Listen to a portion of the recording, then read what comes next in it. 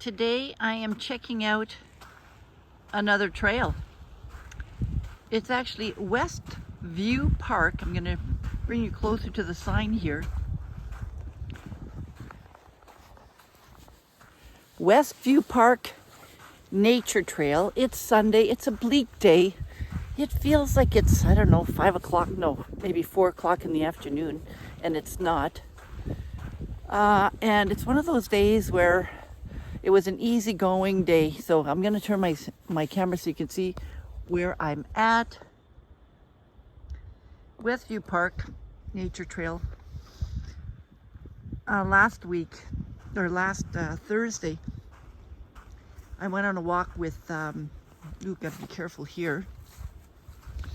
Oops, gotta be careful here. Kind of reminds me of the Camino. Anyways, last Thursday I went for a walk with the Coureur de Bois. And then on Friday I checked out another trail on the same location here. And I discovered that I was taking the wrong trail. Well, it wasn't the wrong trail, it was just a trail that I wasn't that familiar with. This is the one that goes around the lake. And this is the one that I want to check out today. And while I'm checking it out, I'm also going to talk a little bit about the Camino. So you notice here how I'm walking in the bush. So yeah, some of the Portuguese way was along the bush like this, for sure. But a lot of it was on cobblestones, especially at the beginning. When we left from Porto, of course, it was sidewalks and side streets. And then eventually we hit a lot of cobblestone. Oh, this is an interesting one. If this is a pole, what do you think this is? I'm not going to pick it up to carry it with me, but interesting. So there were a lot of different terrains. Some of them were, of course, more challenging than others. And that means that if you don't have good balance, definitely bring poles with you, for sure. Because there were some areas that were extremely challenging. And if you didn't have poles, you would definitely, have fallen, or easily have fallen, I should say. One of the things that I say to you if you're thinking of walking the Camino is you have to love walking. Bottom line, if you don't enjoy walking, you're not going to enjoy the Camino. And okay, let me rephrase that. That is one of the ways to enjoy the Camino.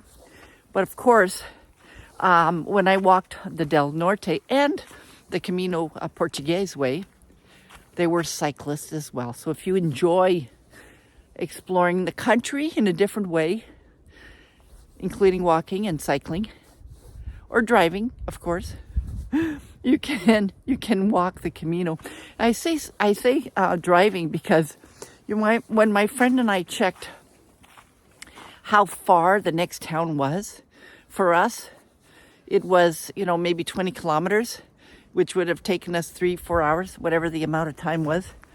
But by car, it was like 12 minutes. And we thought, oh my goodness, wow. When you look at it from that perspective, you can probably get from Porto to Santiago de Compostela in, and don't quote me on this, I haven't done the calculations, 2 hours. It's an example. Instead of 14 days. Point is that part of the experience of the Camino, of course, is walking it. And when you're walking it by yourself, you have a tendency to do a lot of thinking. And this is where the transformative nature part of it comes in, is by reflecting on things. If you've worked with me as a coach, you know that I'm going to ask you to set some intentions. Why the Camino? What is it about the Camino that you think would challenge you or help you to maybe overcome a certain issue or find solutions to some of the questions you're asking yourself. If you're walking by yourself, you're definitely going to be finding, I'm just going to show you where I am here.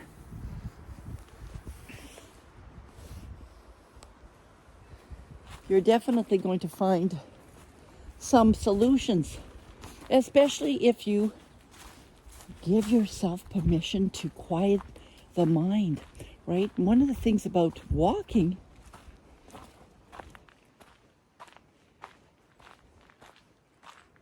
listen. Can you hear my footsteps?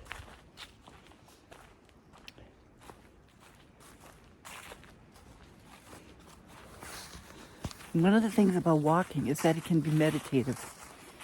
It can be meditative, which means when you're walking in silence, and I'll be quiet now so you can listen to the sounds.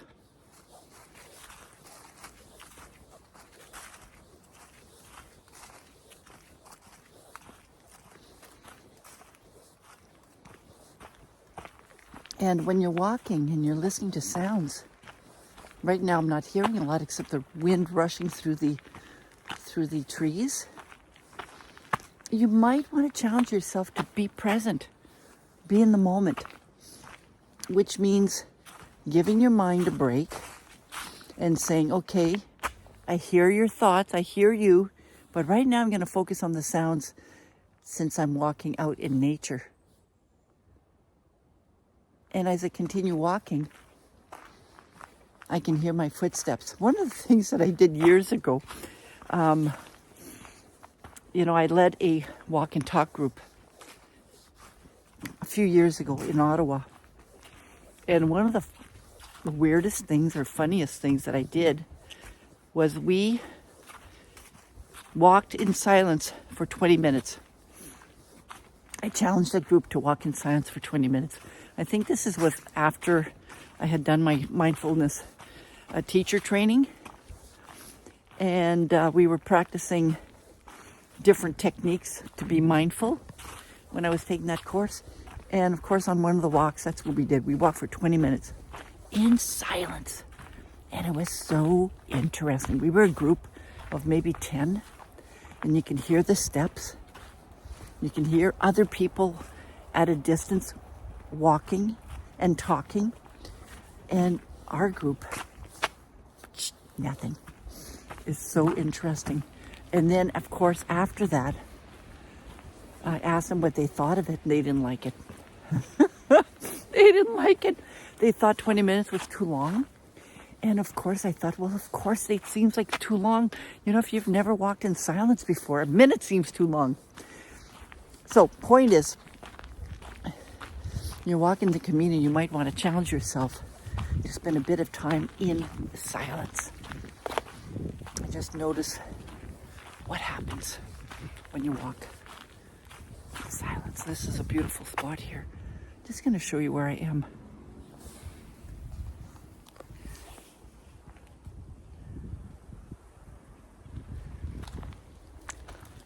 I'm in Elliot Lake, walking the trail that goes around the lake. And so far, I'm really, really enjoying it. So I talked about the Camino, making sure that you understand you have to enjoy walking. That's one of the criteria.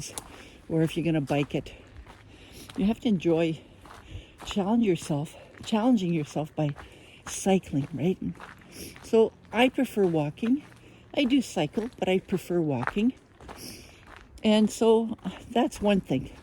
The other thing too is, you're walking for hours at a time here. This is not just a half-hour walk, right? No, this is a walk every day that's going to last about 4 hours, maybe 5 hours, maybe less, maybe more, right? Depending on how many kilometers a day you're walking. So you have to be able to walk for several hours at a time. And if you don't know the route, or you don't check your weather report, like I'm not the type that's going to check the weather report all the time. And sometimes I check whether there's elevation or not. I do check that. But in my backpack, I always had my poncho, always. Because when I walked to Del Norte, I had a lot of rainy days. So that was always in my backpack. My poles were also always on my backpack. Because there might have been some days that might have had some elevation, but not necessarily, because even if you're walking on cobblestone, if you're not stable, if you don't have really good balance, the poles are going to be helpful. My friend has great balance, and she found it wildlife. Let's read this. The area surrounding Elliot Lake features an abundance of wildlife. Along the trail, there's a large number of bird species to be viewed. Have a seat, just sit, watch, and listen. You'll be surprised. The black-capped chickadee and the pileated woodpecker are just a few. Wonderful. Wonderful.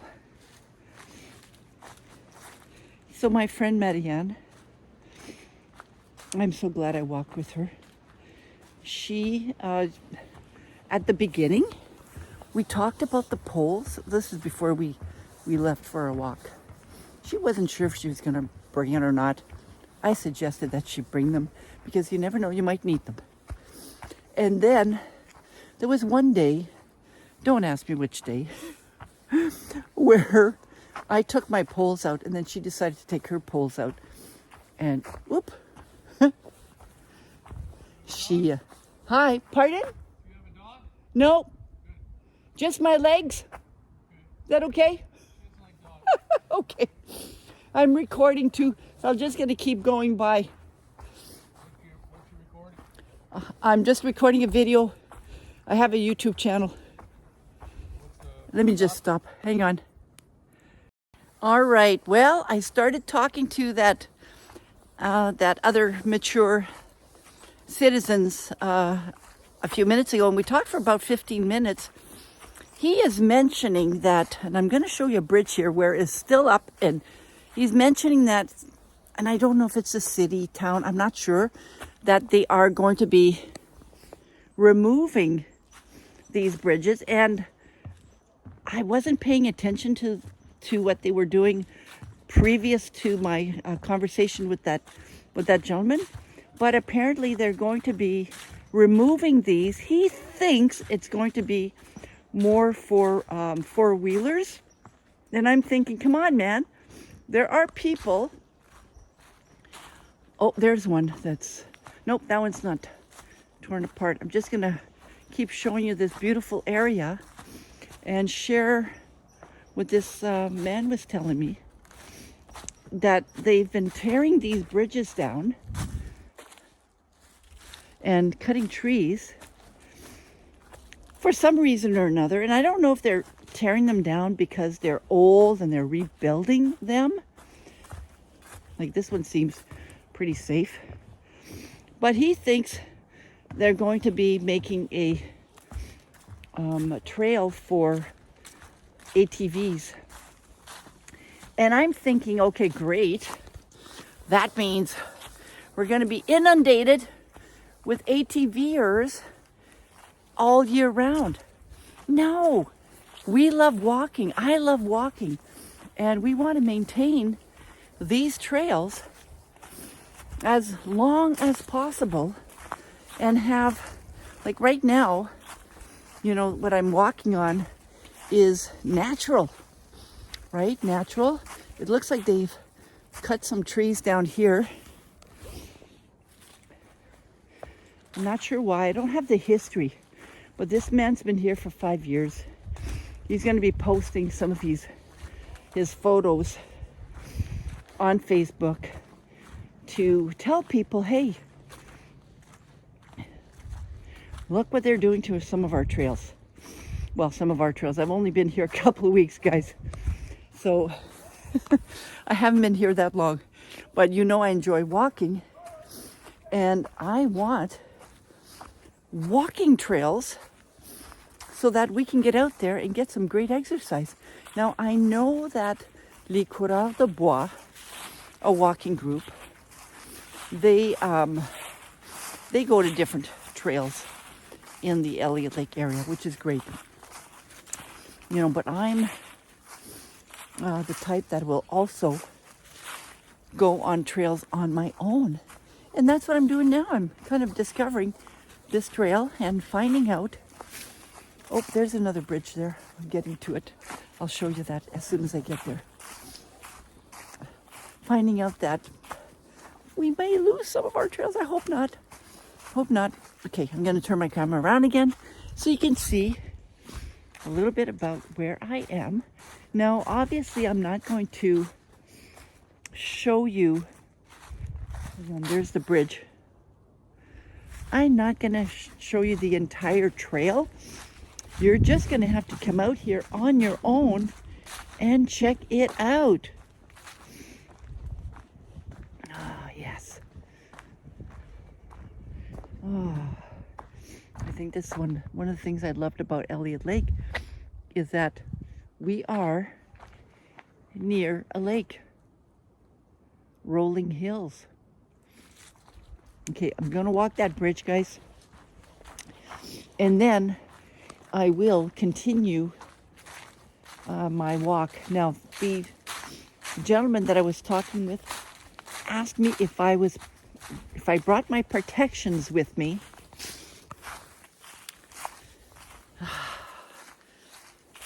So this is a great bridge. I always forget a whistle or bells. Okay, listen to me. I have a whistle in my backpack, but it's a bell to alert the bears. He thinks they're hibernating now. I hope so. This is bear country, man. Okay, note to self, note to me, note to you, whoever's listening. And if you're noting this, write it down. Did you get your bell yet? In the comments.